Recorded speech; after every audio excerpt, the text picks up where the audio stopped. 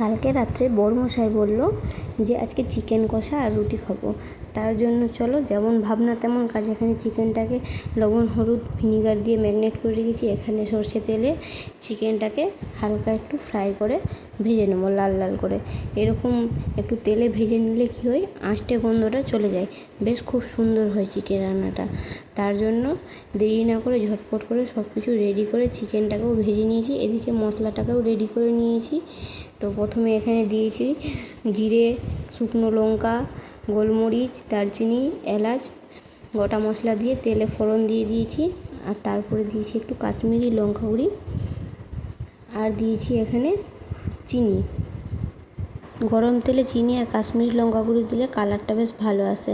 আর এদিকে আমি গোটা পেঁয়াজ কুচো করে নিয়েছি, টমেটো কুচো আর 4টা রসুন, আর এখানে গোটা রসুন ছাড়িয়ে রেখেছি।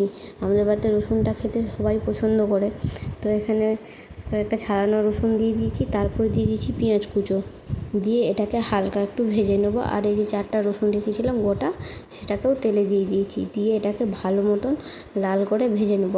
আর অল্প একটু লবণ দিয়েছি আর হলুদ দিয়েছি যাতে পেঁয়াজটা গলে যায়।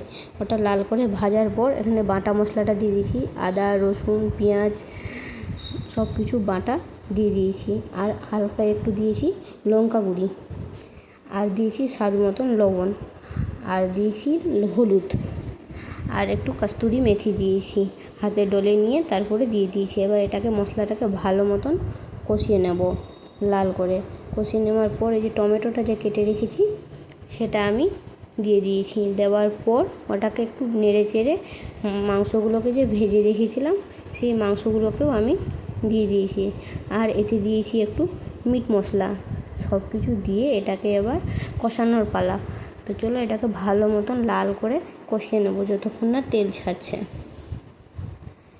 এটাকে ভালো মতন নেড়ে চেড়ে কষিয়ে, আর আমি এখানে উষ্ণ গরম জল রেখেছিলাম সেটা আমি অ্যাড করে দিয়েছি।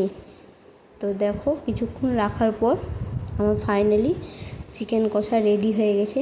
রুটির সাথে আজকে পুরো জমে যাবে। আর নামানোর শেষে আমি একটু 2 চামচ ঘি ছড়িয়ে দিলাম। তো কেমন হয়েছে তোমরা কমেন্ট করে অবশ্যই জানাবে আজকের চিকেন কষাটা।